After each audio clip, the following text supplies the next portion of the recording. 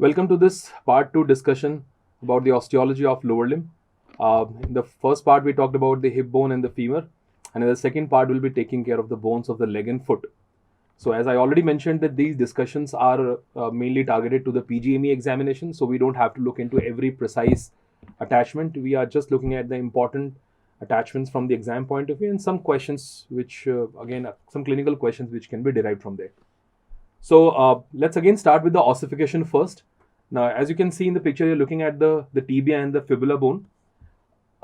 Just like most of the long bones, even the tibia and fibula are having one primary center for ossification and two secondary center for ossification each.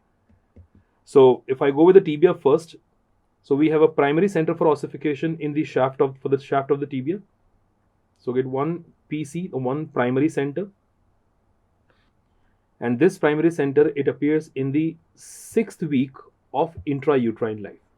It appears in the 7th week of the intrauterine life. The secondary center, if I talk about the secondary center for the tibia, we have one for the upper end, and there's a secondary center one for the lower end, including the medial malleolus. So the one which I've highlighted, it is for the secondary center. So guys, this is the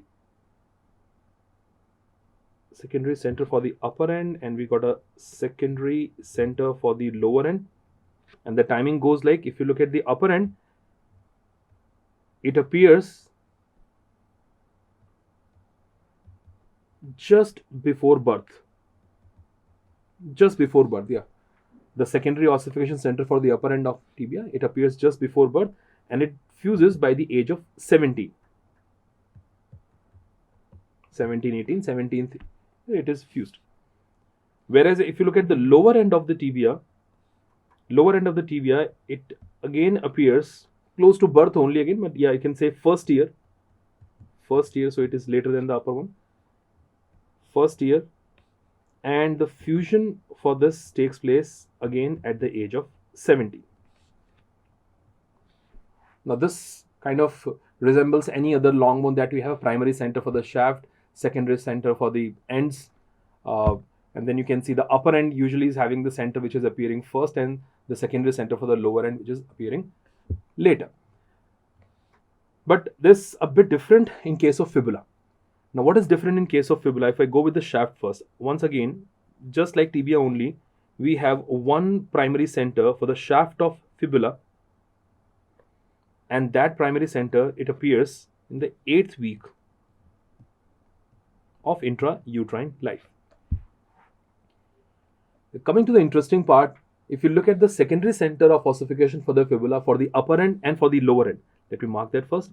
So we got a secondary center for the upper end of the fibula as well as the lower end of the fibula, just like any other long bone. But you will see something unusual here, that if you look at the secondary center for the upper end, it appears, now look at that, it appears at the 4th year, and it is fused at 18th year, 17th or 18th is the best answer to go with, 18th year. But if you look at the lower end here, this one, the lower end, we got a secondary center for the lower end as well. And the interesting part is it appears in the 1st year only. And again, the fusion takes place at the age of 16. Now look at this. It appears 4th year and fuses on 18th year, and the lower end, it appears in the 1st year and fuses on the 16th year. Now this is a bit unusual. Why it is unusual? Because it is kind of violating the law of ossification. The lower end, it appears first and it is fusing first, which is not the case when you talk about the secondary center of ossification. It is appearing first and it is fusing first also. The one which appears first, it fuses later. That's what the ossification law says. So it is appearing at the age of 1st year, and then it is fusing at the age of 16 year. Although there is explanation to this, the explanation is, if you look at the carefully look at the upper and the lower end of the fibula, see, upper end of the fibula is attached to the tibia, and tibia is the one which is contributing to the knee joint. So upper end of the fibula is not basically a pressure epiphysis. But if you look at the lower end of the fibula, it is obviously helping in the formation of this ankle mortise, which will attach to the talus bone. That means it is an example of what? It is an example of the pressure epiphysis. Now that is the important thing, because the lower end of the fibula, that's the explanation to this, the lower end of the fibula is pressure epiphysis. The lower end of the fibula is the pressure epiphysis. So as per the rule goes, the pressure epiphysis is the one which appears first, and that's why the appearance of this is at the age of first year, whereas the upper end is appearing at the age of 4. Secondly, if you know the rule of the ossification, if you know the rule of the nutrient artery, the direction of the nutrient artery, opposite to the nutrient artery is the growing end of the bone. So there's a mnemonic which says that to the elbow I go, from the knee I flee. From the knee I flee. So if you look at the knee joint, the nutrient arteries are directed away from the knee. That means in case of tibia and fibula, the nutrient artery are directed downward. If the nutrient foramen or the nutrient arteries are directed downward, that means the growing end of the bone is the upper end.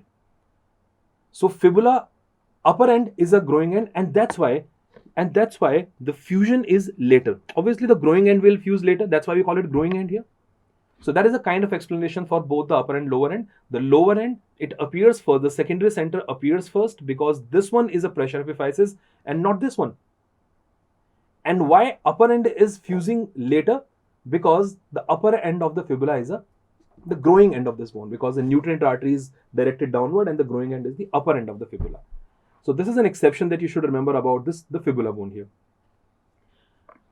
Another interesting thing about the tibia bone that you should know about is, guys, if you look at the epiphyseal lining, I mean, let's say if I'm putting this dotted line here, which is going from the mid of the tibial tuberosity, this, let us say this is the epiphyseal lining. That's an epiphyseal line. You know where the epiphyseal plate is present, that is an epiphyseal line. And if you compare this epiphyseal line with the capsule of the knee joint, now the knee joint is present even more proximal like this. The capsule of the knee joint is even more proximal.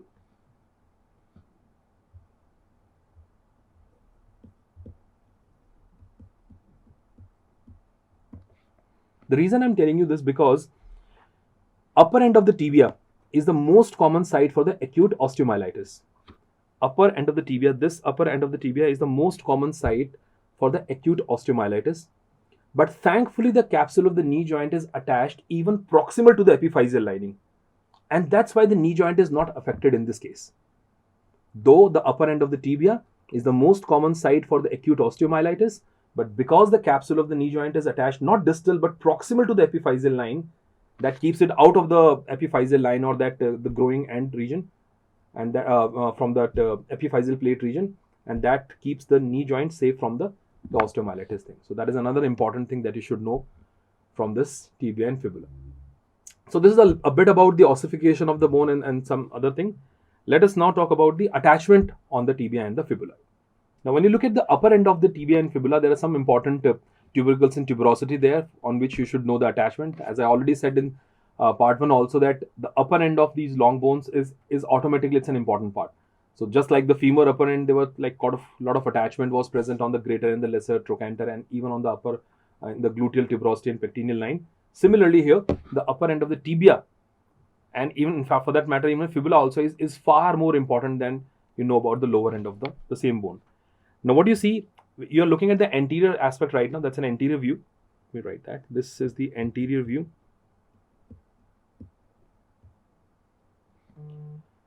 Now the tuberosity that you notice here, this here is the, look at this tuberosity guys, this is called as the tibial tuberosity. This is the tibial tuberosity. The tuberosities and tubercles, they're usually examples of the traction epiphysis. So that's a tibial tuberosity, and this tibial tuberosity is giving attachment to the ligamentum patellae. We know that that's how the quadricep tendon is transmitting the force to the tibia through this ligament called as a ligamentum patellae.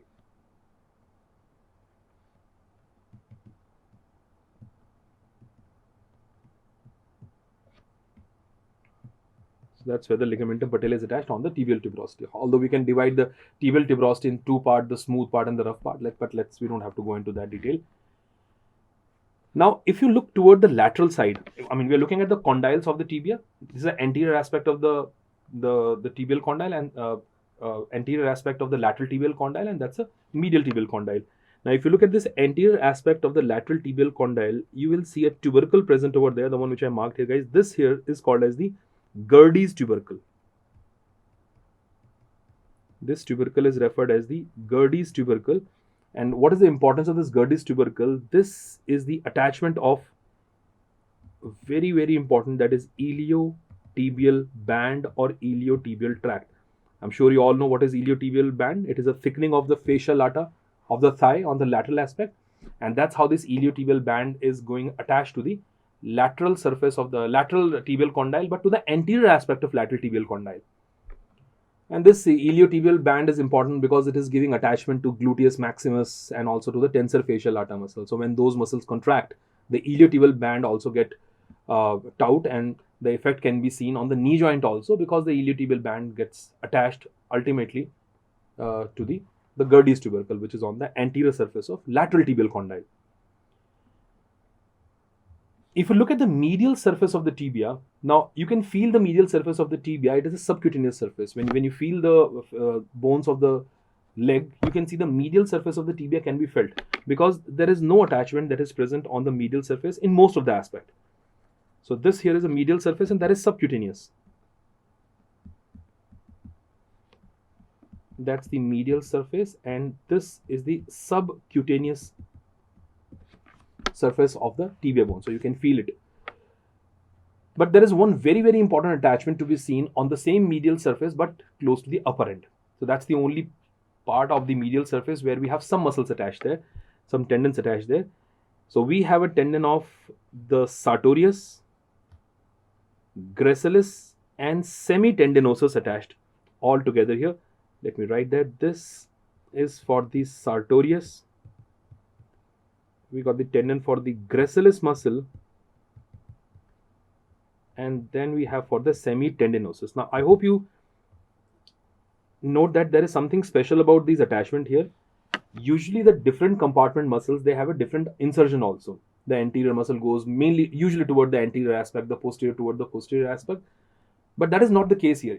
These three muscles belong to three different compartments. Sartorius, as we all know, is the muscle of the anterior compartment. Gracilis is from the medial, and semitendinosus from the posterior compartment. So we got a three muscle from three different compartments, and they're all converging toward one point. They're all converging toward to have a common insertion that is on the medial surface of the tibia, upper end of the medial surface of the tibia. These three muscles together are called as a guy ropes muscle. These are called as a guy ropes muscle. The guy ropes. They're having an anserine bursa also in that region here. These muscles are the guy ropes muscle.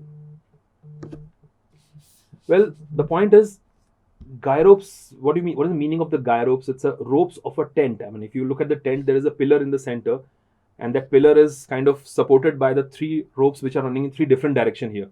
It's the same sort of arrangement we have here. So we have a muscle coming from three different directions, but they're all projecting to the same point only, and that is to the medial surface toward the upper end of the tibia. So these are some important attachment that you appreciate from the anterior aspect of the tibia. Now, let me turn this tibia and fibula. Now, what you're looking at is the posterior surface. If you're looking at the posterior surface of upper end of the tibia and fibula, that's how they look. So let me write that first. This here is the posterior view.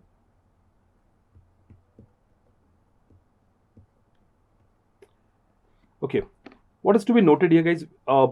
When you look toward we already saw semitendinosus muscle was attached on the medial surface, which can be appreciated more from the anterior side. That's more of an anterior medial surface. This is a posterior surface here. Now, if you look at this medial tibial condyle, on the posterior aspect of the medial tibial condyle, there is the insertion of semimembranosus tendon.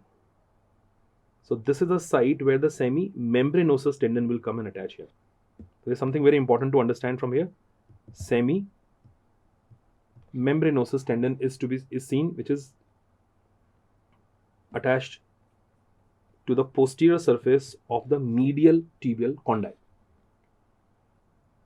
The thing is, the semimembranosus tendon, there is an extension from the semimembranosus tendon which runs behind the capsule of the knee joint. Presuming that there is a femur here, and obviously there's a region of the knee joint. So what you'll see, that capsule of the knee joint from the posterior aspect is reinforced by an additional ligament or additional ligament over there, and that is an extension of the semimembranosus tendon only. So let's say this is the one which I'm just drawing it schematically here. So you got an extension from the semimembranosus, which, as I said, is reinforcing the capsule of the knee joint from posterior aspect. We call it oblique popliteal ligament. This is called as an oblique popliteal ligament. So that's one question here, that what is oblique popliteal ligament? It is an extension of the tendon of semimembranosus. Be careful, it is semimembranosus, not tendinosus. Tendinosus is anyways is on the anteromedial surface, not on the posterior side. Why we should know about this oblique popliteal ligament? Number one, it is obviously forming the floor of the popliteal fossa. It is giving an additional strength to the capsule of the knee joint posteriorly. Moreover, this oblique popliteal ligament, it allows a blood vessel and a nerve to go through it and supply certain structures inside. What blood vessel, guys? This artery here is called as the middle genicular artery. Middle genicular artery is a direct branch from popliteal artery. This is a middle genicular artery which comes from popliteal artery. And then we have a genicular branch of obturator nerve. Genicular branch of obturator nerve, more precisely from the posterior division of the obturator nerve. It's a genicular branch of obturator nerve. So that could be another question here, that what structures are piercing the oblique popliteal ligament, which is an extension of semimembranosus, and that is the middle genicular artery coming from popliteal and genicular branch of obturator nerve. Well, what for? Why these structures are piercing the oblique popliteal ligament? So that once they go through this ligament and the capsule of the knee joint, they go inside and they're gonna supply the cruciate ligament. The anterior cruciate and the posterior cruciate ligament are supplied by the same middle genicular artery only. So this kind of like 2-3 questions can be answered from here. Oblique popliteal ligament is an extension of semimembranosus. Structure piercing oblique popliteal ligament is the middle genicular artery and genicular branch of obturator nerve. And the function of these structures to go in, the reason they're going in is to supply the cruciate ligaments, the ACL and the PCL. Few more things that you will appreciate here in the posterior surface. As I said, we just have to look into the important one. I hope you all can appreciate this, a line, obliquely placed line on the posterior surface of the tibia in the upper part. And this line here, guys, is called as a soleal line. Look at this one. This here is called as a soleal line. And of course, the soleal line gives origin to the soleus muscle. We do have origin of soleus from the fibula also. I'm just talking about the attachment on the tibia. So this is the origin of the soleus muscle from the soleal line. Another important attachment that you should know, that above the soleal line on the posterior surface of the tibia, this is the site where the popliteus muscle will insert. I'm using a blue color for the insertion here. See, where the popliteus muscle is originating, it is originating from the lateral femoral epicondyle. Lateral femoral epicondyle was giving, like somewhere here on this side, on the lateral side, the popliteus muscle will start. And then the popliteus muscle will come down like this, forming the floor of the popliteal fossa and insert here. The reason I'm telling you this direction of the popliteus muscle, because this also tells me that every time the popliteus muscle will contract,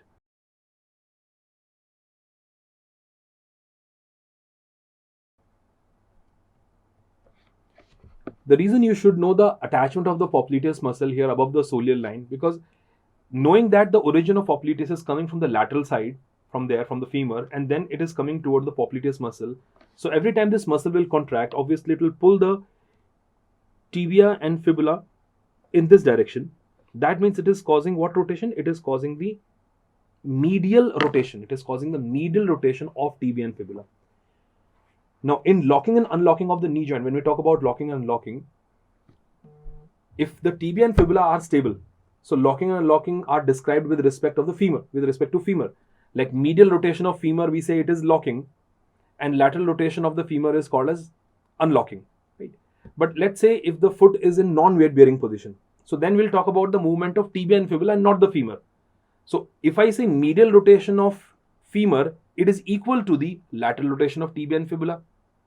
Similarly, if I say lateral rotation of the femur, it is equal to the medial rotation of the tibia and fibula. So either you say the femur is rotated medially, or you say the tibia fibula is rotated laterally. It's a one and the same thing only. It depends, you are talking about in weight bearing or non-weight bearing. Same story here. When we say the unlocking of the knee joint, usually is described as it is the lateral rotation of femur on tibia, but that is in what? That is in weight bearing. In non-weight bearing, let's say the femur is not moving and we're talking about the movement of the tibia fibula.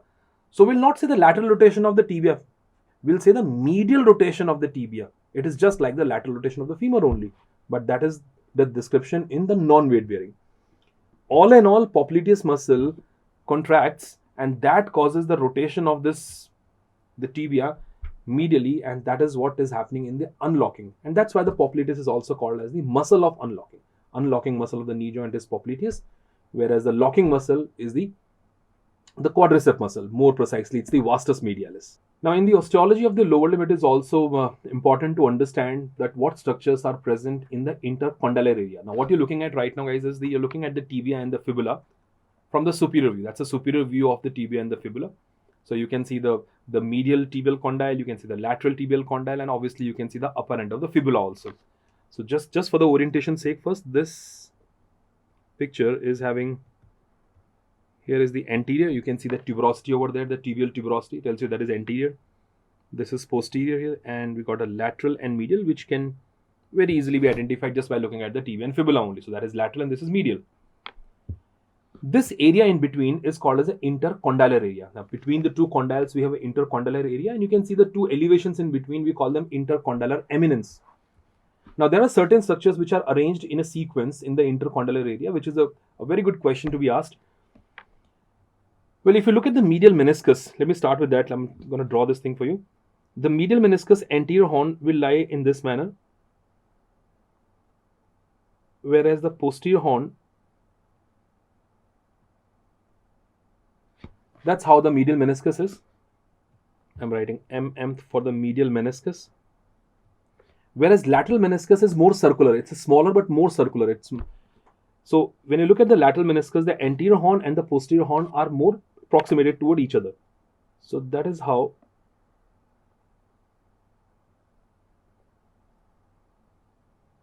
the lateral meniscus will be. So we got a medial meniscus and the lateral meniscus. So medial meniscus is like more open because it's a larger meniscus. Lateral meniscus is a smaller one, so it is more circular. You can see it is a more circular one. And then you will see the highlighted area here. These are showing you the attachment of the cruciate ligament. This here is the attachment of anterior cruciate ligament. And this one, the most posteriorly placed, this is the attachment of posterior cruciate ligament here. Let me write that here. This is ACL attachment, that is anterior cruciate ligament. And that is the attachment of posterior cruciate ligament. We all know that attachment, the nomenclature of the cruciate ligament is based on their attachment on the tibia and not on the femur, because on the femur the direction is exactly other way around. The posterior cruciate will go toward the anterior side and anterior will come toward the posterior side. So this nomenclature is based on their attachment on the tibia itself. Now, what kind of question can be asked from here is about the arrangement of the structures in the intercondylar area. Now, first you can see there is an anterior horn of medial meniscus, followed by anterior cruciate ligament, followed by the anterior horn of lateral meniscus, followed by posterior horn of lateral meniscus, posterior horn of medial meniscus, and most posteriorly we have posterior cruciate ligament. So all these structures, they are in the intercondylar area. So if I just write it for you, the mnemonic for this, from the anterior to posterior, from anterior to posterior, if you look at the structures in the intercondylar area, the mnemonic goes like, they say Medical College Lucknow Medical College, or Medical College Lahore Medical College, whatever suits you. So MCL and LMC. So when I say M here, that means I'm talking about which meniscus? Medial meniscus. Of course, which horn? Anterior horn. That's an anterior side, so anterior horn. C here stands for cruciate ligament. Again, obviously, which cruciate ligament? Anterior cruciate ligament. We're still in the anterior part. Then L is for the lateral meniscus, and once again it is the anterior horn. So it was all in front of the intercondylar, the tubercles that we saw. So everything is anterior here. Anterior horn, anterior cruciate, anterior horn. Then once again we have lateral meniscus again, but this time we are in the posterior part, so it's a posterior horn. We got medial meniscus, again the posterior horn, And finally, again, we got cruciate ligament. And of course, which cruciate ligament? That is a posterior cruciate ligament we're talking about. So that's the arrangement of the structures in the intercondylar area of the tibia from anterior to posterior. Medical College, Lucknow, Lucknow Medical College. You can remember it by this way, or simply by looking at the picture here. If you just remember that posterior cruciate ligament is the most posterior thing, and medial meniscus is larger than the lateral meniscus, even if you don't know the mnemonic, you can still visualize that what structures would be where. Now, apart from the certain attachments that we discussed, let me tell you a bit about this interosseous membrane. Also, there is something interesting about this membrane. Just for the recap purpose, to tell you that what important things that you can appreciate here. Now, this ligament here is, guys, this is the tibial collateral ligament. That's a tibial collateral ligament, or you can say the medial collateral ligament of the knee. And this here is a fibular collateral ligament. It's a fibular collateral ligament. Tibial collateral ligament, basically it extends just below the adductor tubercle of the femur, if you remember. And adductor tubercle was giving attachment to the adductor magnus. So it is believed that tibial collateral ligament, or you can say the medial collateral ligament of the knee joint, is an extension of the tendon of adductor magnus only. It is a remnant of or extension of adductor magnus tendon. This here is ligamentum patelli. This is ligamentum patelli, this one. And these are the cruciate ligament, anterior posterior cruciate ligament. But as I said, our focus right now here is to this membrane, the interosseous membrane. If you look at the interosseous membrane, you can see there are two openings which can be appreciated. You can see an opening in the upper part and opening in the lower part of this interosseous membrane. So they must be giving passage to something. That's why we got an opening there. Now that opening over there is giving passage to the anterior tibial vessels. The tibial vessels obviously ultimately coming from the popliteal artery only. Popliteal artery is present posteriorly. So when it gives off the anterior tibial vessels, they need to come in front. So they're not winding around the tibia or fibula. They comes out from that aperture which is present in the upper part of interosseous membrane. So guys, this here, let's say, is the anterior interosseous artery, and obviously anterior tibial, I should say, not interosseous, sorry, that is tibial, anterior tibial artery and vein. So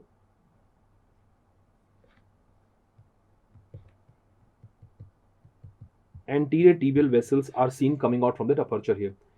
Why it is interesting, just for your orientation's sake, because the anterior compartment is supplied by these vessels here. But when it comes to the muscles of the anterior compartment, that which nerve is supplying them? It is supplied by the deep peroneal nerve.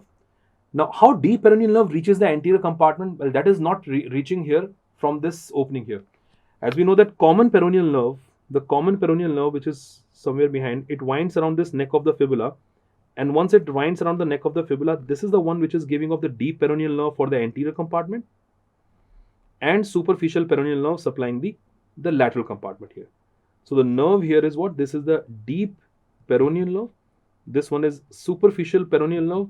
Of course, this one is the common peroneal nerve, and you can see they are winding around the neck of the fibula. They're winding around the neck of the fibula. Remember, recently someone asked me this question, that why that only common peroneal nerve is involved in case of the fracture of the neck of the fibula and not the interosseous, the tibial vessels, because tibial vessels are not coming that way. The tibial vessels, they come in front by the aperture in the interosseous membrane in the upper part, whereas it's a common peroneal nerve which is winding around the neck of the fibula, gives off superficial peroneal nerve for the lateral compartment, and deep peroneal nerve will be supplying the muscles of the anterior compartment. So that's how the nerves and vessels are in relation there. We also have a small aperture in the lower part. We got a blood vessel in that aperture below as well in the interosseous membrane, and that is for the perforating branch, of peroneal artery. So the aperture in the lower part of interosseous membrane is for the perforating branch of peroneal artery. So that is a little bit about the interosseous membrane there. Now there's something very interesting about the tibiofibular joint. Guys, when you look at the superior tibiofibular joint, middle tibiofibular joint, this one here, and the inferior tibiofibular joint. Superior tibiofibular joint is a facet type of joint. It's a plain synovial joint. The joint which is present in the upper part, that is a plain synovial joint here. But the middle as well as the inferior tibiofibular joint, both are the example of fibrous joint. The middle makes sense, obviously. There is an interosseous membrane, so obviously the two bones are connected to each other by some fibrous structure. So fine, that is a fibrous joint only. It is not a synovial joint. But for information, even the inferior tibiofibular joint. Now let me take this portion here and try to show you the tibia and fibula from the inferior aspect. Let's look at the tibia and fibula from the inferior aspect. Now that's how they're gonna look like. Let's say inferior view, guys. So this here obviously is the tibia here, and that one is the fibula. Now what you see, that first of all, if I mark this region for you, that's a tibiofibular joint you're looking at, inferior tibiofibular joint. There is no capsule over there, and there is obviously no synovial fluid or synovial lining, nothing is there. So no capsule, no synovial lining is a sign for what type of joint? It is a fibrous type of joint. There is no cartilage even, so it is neither a cartilaginous joint. What you see there is we have ligament present in that region which is connecting the two bones. Now this ligament here is called as anterior. Similarly, this is posterior, and because both these ligaments are present in the lower part, so we have to use the word inferior also. This is anterior inferior, and that is posterior inferior. Well, what ligament? Tibiofibular ligament. So we have an anterior inferior tibiofibular ligament, and we have posterior inferior tibiofibular ligament. We have an extension of posterior inferior tibiofibular ligament. That extension of the same posterior inferior tibiofibular ligament is called as a transverse tibiofibular ligament, which is an extension of the same ligament only. That also is participating in the connection between the two bones. So it's the ligaments only which are connecting the two bones. There is no cartilage in between.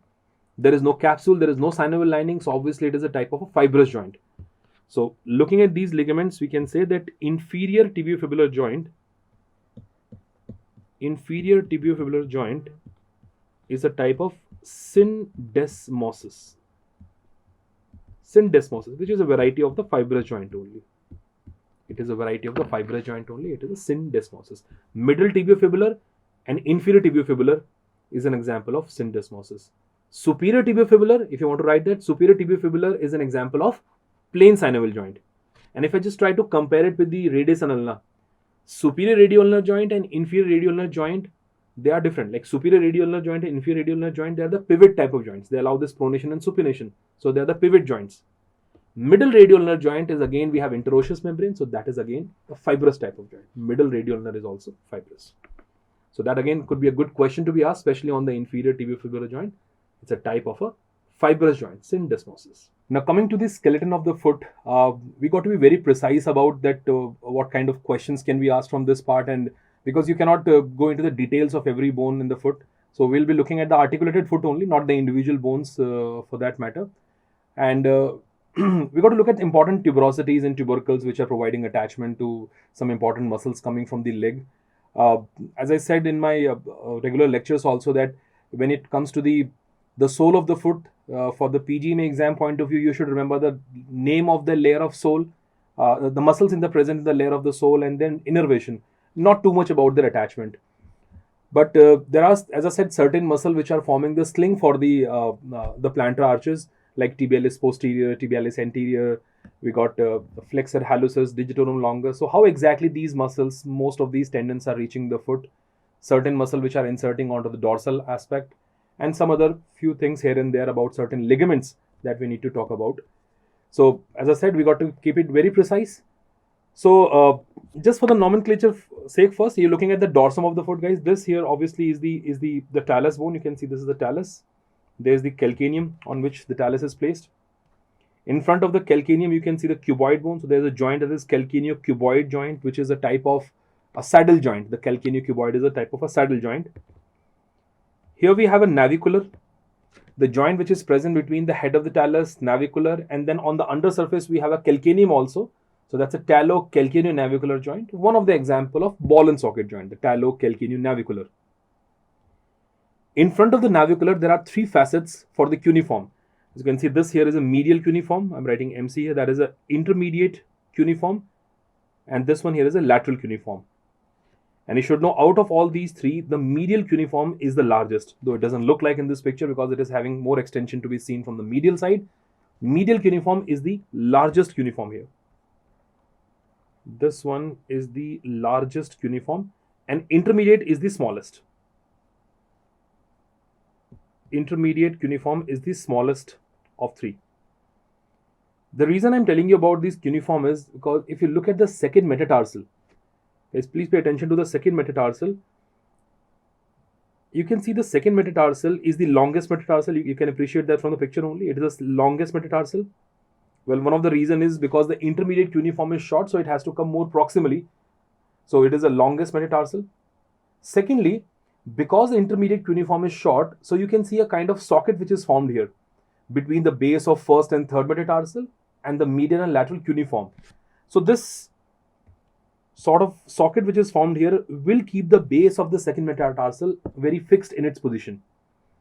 And that is why the most commonly fractured metatarsal is the second metatarsal. We all know about the March fracture, right?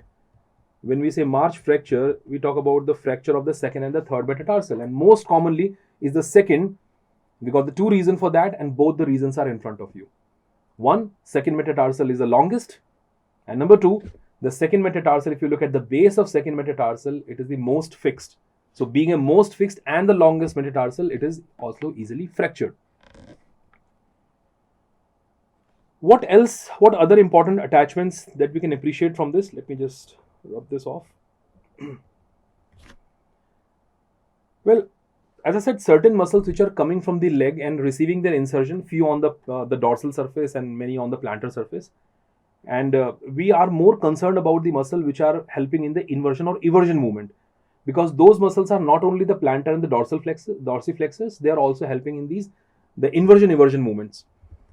Now, if you look at this, the navicular bone, on the medial side, there is a navicular tuberosity here, which is one of the insertion of tibialis posterior. It is one of the insertion of tibialis posterior, that is to the navicular tuberosity. That an extension that you will see on the medial side of navicular, that is a tibialis posterior muscle is attached to it. Although we will discuss tibialis posterior in the next image, it is having an extensive attachment to many other bones on the in the foot. But yeah, one of the attachment is to the navicular tuberosity. Similarly, if you look toward the lateral side, so obviously the muscle which are supposed to be present on the lateral side is the peroneus longus, peroneus brevis, and peroneus tertius. Peroneal muscles are the one which are going toward the lateral side. Now, peroneus longus muscle, again, we'll discuss it separately, because that muscle will go toward the plantar surface and will be covering almost all the bones on the plantar surface to reach the medial side. The muscle that you should remember from this aspect here is on the tuberosity of this base of fifth metatarsal. This is the fifth metatarsal, of course. This is the fifth metatarsal.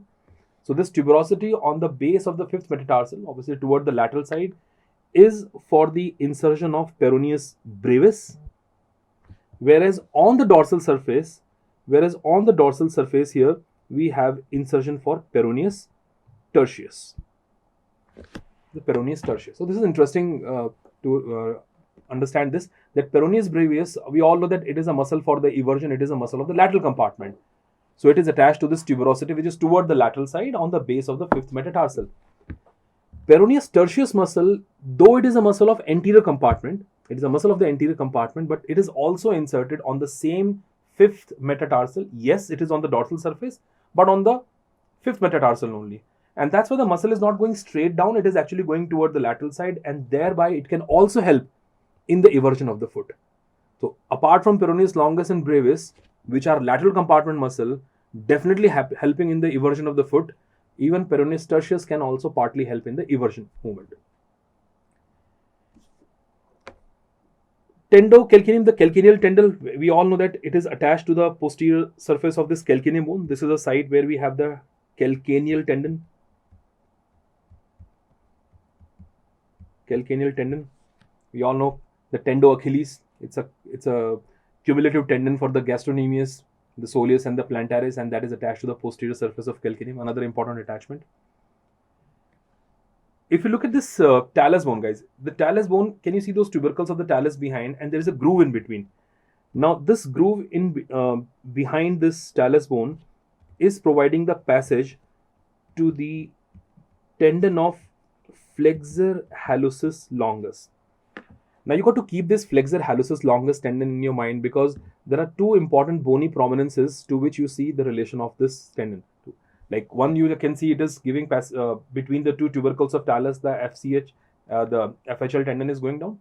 And when it goes down, it will go under a bony projection called as sustentaculum talli. We'll discuss that in the upcoming picture. So I believe that if it's an image-based question, So they might ask you that, especially from the talus bone and the calcaneum bone, that how the tendon of flexor hallucis longus is related to them. So it is passing from this groove. This is the groove of flexor hallucis longus, and then this tendon goes down and passes under the sustentaculum tali. Now, what exactly is sustentaculum tali? We'll show it to you.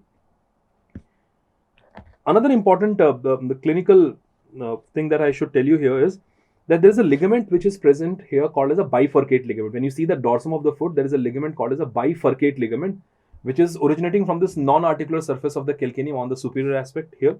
It's from the calcaneum, guys. And we call it bifurcate ligament because it furcates like this and having two stem. Having this two attachment, one is toward the navicular bone on the dorsal surface of navicular, and one is toward the dorsal surface of the medial side of cuboid bone. This is a cuboid bone. So this ligament here is called as the bifurcate ligament. So guys, this bifurcate ligament that you see, which is having two stem, you can see it is one is going toward the navicular, one is going toward the cuboid. The importance of this ligament is it gets injured in the inversion injury of the foot. Now we all know that the most commonly involved ligament in the inversion injury of the foot is the ligament present on the lateral side of the ankle, and that ligament is called as the anterior talofibular ligament. That is anterior talofibular ligament. Fine. But if there is an extreme inversion injury of the foot, and especially when the foot is in the plantar flex position, if the foot is in the plantar flex position, so even this bifurcate ligament can be involved. So if it's a image based question or simply a question in which they might ask you that in which injury the ligament might get involved, so bifurcate ligament, it can be involved in the inversion injury of the foot, along with anterior talofibular ligament, the extreme inversion injury of the foot, especially in the plantar flex foot, the bifurcate ligament can also be involved. Another good clinical question which can be asked from the talus bone, and which is quite, it is corresponding to the scaphoid bone as well. Now, this is the same thing that we read in the carpal bones. If you look at the artery which is supplying the talus bone, that artery actually goes from the distal to the proximal part in this manner. So the artery supplying the talus bone, it enters from the distal portion and then going toward the proximal, something like that we have in the scaphoid also. Therefore, if there is a fracture of the neck of the talus, this portion, because it is still having the blood supply, can be spared, but the distal portion, because the blood supply will go off, can undergo avascular necrosis here. So this portion of the talus, that is a proximal larger part of the talus, is the one, because of this fracture of the neck of the talus, can undergo avascular necrosis. And the reason you already know that, because the blood vessel is entering into the talus not from the distal to proximal, but from the not from the proximal to distal, but from the distal to the proximal part. This is a little bit about some important stuff that you should know in the osteology from the dorsal aspect of this the foot. Well, let me just turn this over. Let's look at the foot from the plantar surface, and you'll find some other important attachments to be remembered there. So I'm going to take you to the next picture, which is basically the plantar view. Now you're looking at the plantar view, guys. You're looking at the foot from the inferior aspect.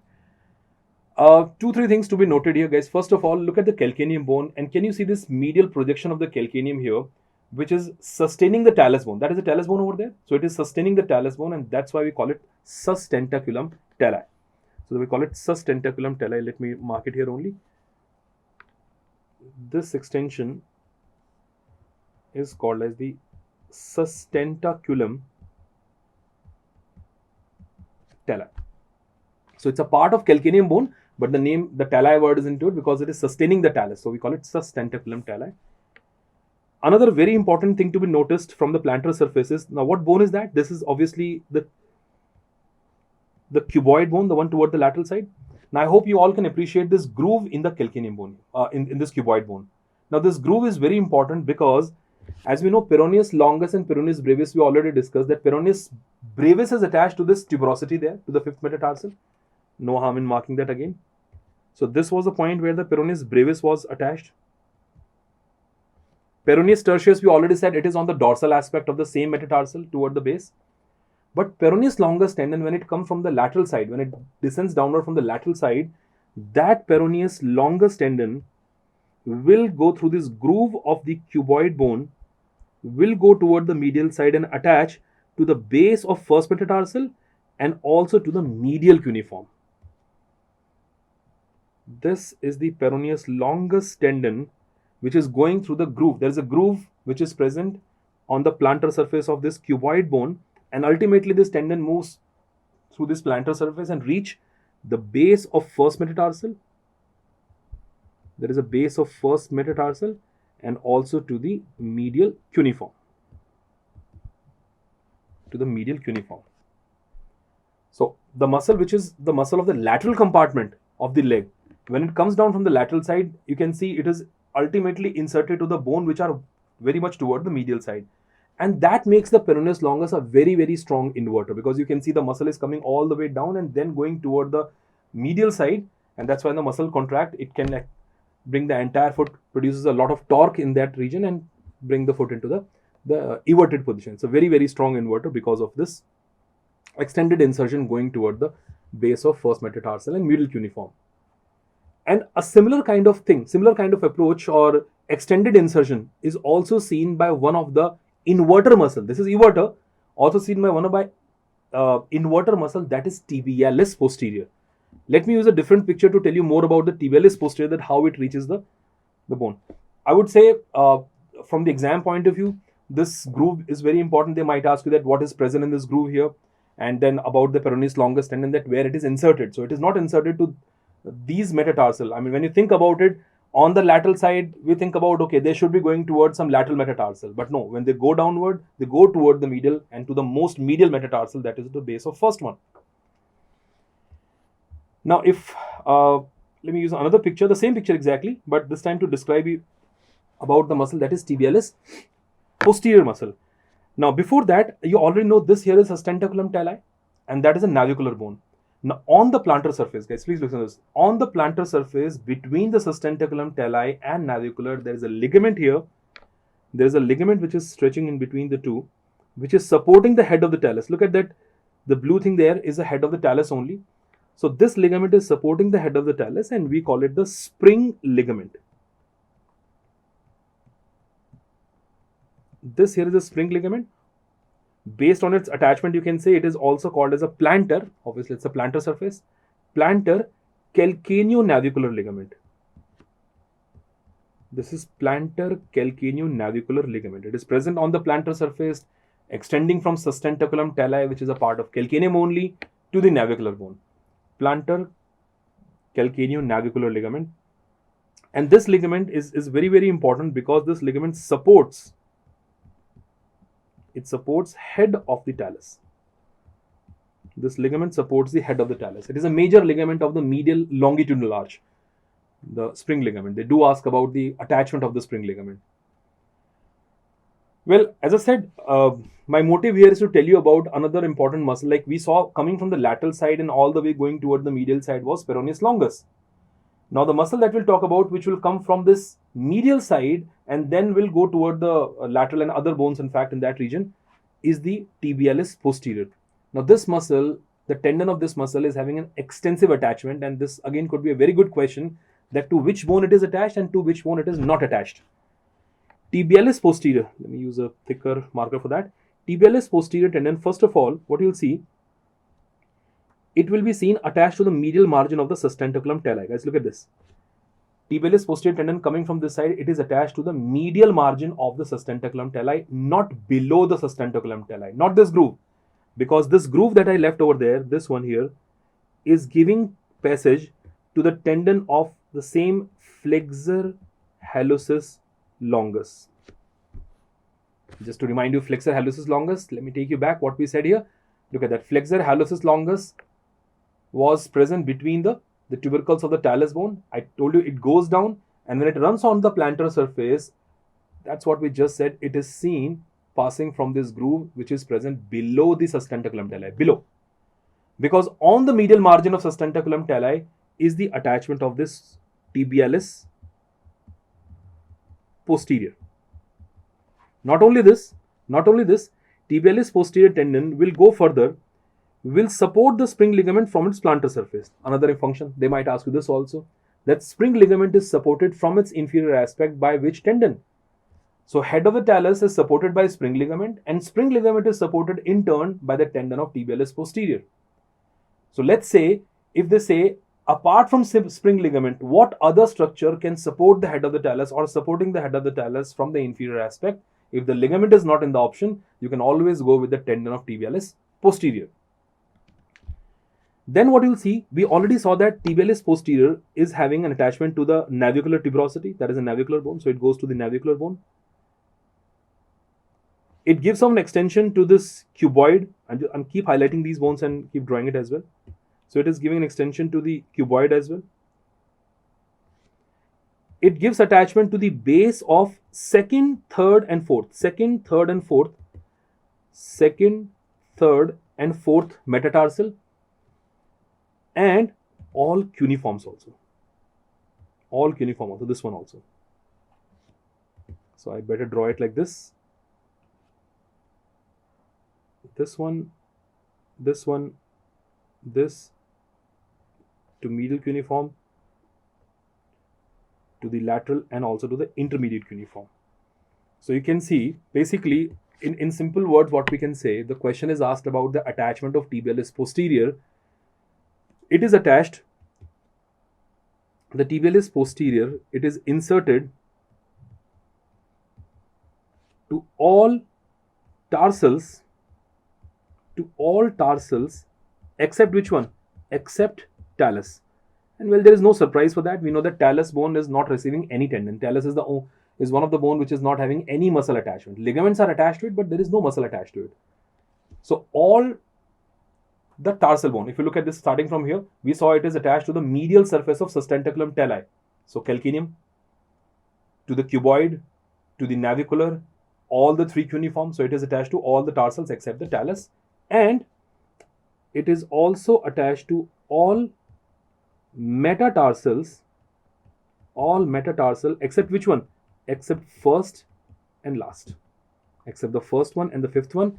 Second, third, and fourth are giving attachment to the tibialis posterior. So I believe that this again could be a really good question to be asked, that the bones which are providing or not providing attachment to the tibialis posterior. Peroneus longus and peroneus brevis, to me, when it comes to the inversion and eversion muscle, the two muscle which we should know about attachment, where exactly they're attached to, you should know about them. Like we said, as peroneus longus was coming from this groove and coming all the way toward this side, attaching to the base of the first and to this medial cuneiform. Tibialis posterior to all of them except first metatarsal, last metatarsal, and to the talus bone. So this is a bit about how exactly the tibialis posterior and peroneus longus muscle are to be seen on the plantar surface. Okay, now let me show you a picture from the medial aspect of the foot. I believe that when you look at the medial and lateral aspect, the medial aspect of the foot is having some good questions which can be asked from there. Like here's a picture showing the medial aspect.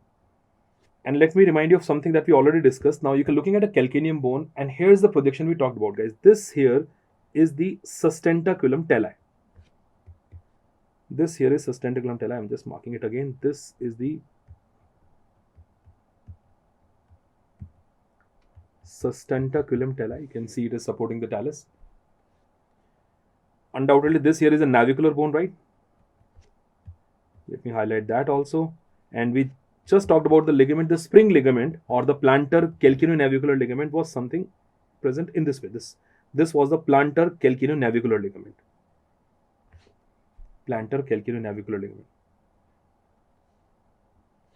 or the spring ligament. Just another view of what we discussed. And then we said the tendon of flexor hallucis longus. Tendon of flexor hallucis longus was first going between the tubercles of the talus. So it will be coming down like this between the tubercles of the talus. And then it comes down, it passes underneath the sustentaculum talli like this. This is what? This is flexor hallucis longus tendon. So where you can see it is present between tubercles of talus.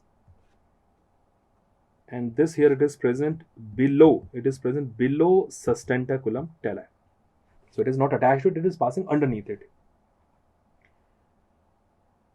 which finally gives rise to one more important question here, which I believe is important here, that what are the overall attachment of the sustentaculum tali? Because we can already see one thing attached to it, the spring ligament. We just discussed that even the tibialis posterior will attach to the sustentaculum tali. So till now we can see two things over there, but they're not two. There are four things which are attached to the sustentaculum tali. For that, let me show you one more picture to conclude this discussion. So we are looking at the sustentaculum tali. Again, our focus is on this bony projection.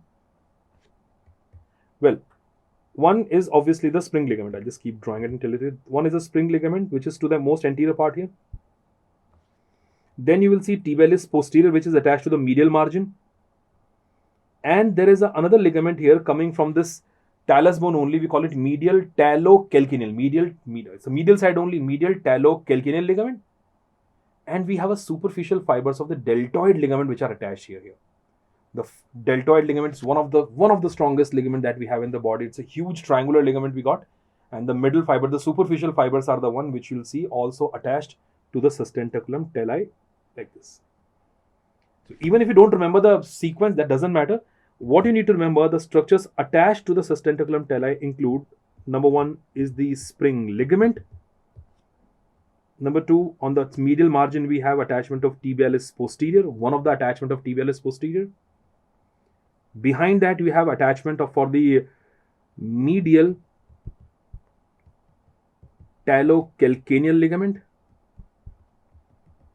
And then finally, we'll see along the lower margin, we have attachment of this deltoid ligament. You know, the reason why I'm specifically telling you about this bony projection or something, because there can be question formulated from this part. Like, as I already said, that spring ligament, it's a main ligament for the medial longitudinal arch. Anyways, it's a good question to ask because it is supporting the head of the talus. Tibialis posterior. Now, if the question is asked like this, that the traction of which muscle, if there is a eversion injury there, so the traction of which muscle can cause the fracture of the sustentaculum tali? If the muscle is mentioned there, then obviously the muscle attached, the only muscle that you see attached to the sustentaculum tali, the answer would be tibialis posterior. Same story here. Again, if there is the fracture toward this medial side, like there's the Pott's fracture is there. In that case, well, there is a fracture to the proximal bone, like to the medial malleolus, to the lower end of the tibia. There could be a avulsion fracture of the medial, sustentaculum tali also. Although it's a very strong ligament, the deltoid ligament, but if there is a rupture of deltoid ligament, there are chances it could lead to the avulsion fracture of the sustentaculum tali or to the medial malleolus, for that matter. So knowing attachment of these structures can help you fetch the answer to those questions, which looks like a clinical question, but there is nothing in it. You know that what is attached to this. So obviously the pull of those structures, the tendon, the ligament, can lead to the avulsion fracture of this bony projection, the sustentaculum tali. So that's it about the discussion on the lower limb osteology. As I said, I repeat the same thing again, guys. This discussion is targeted mainly for the PGME crowd. So I've just chosen the few important things that you should know about it. That's why we've kept our discussion very precise to certain things. Thank you so much.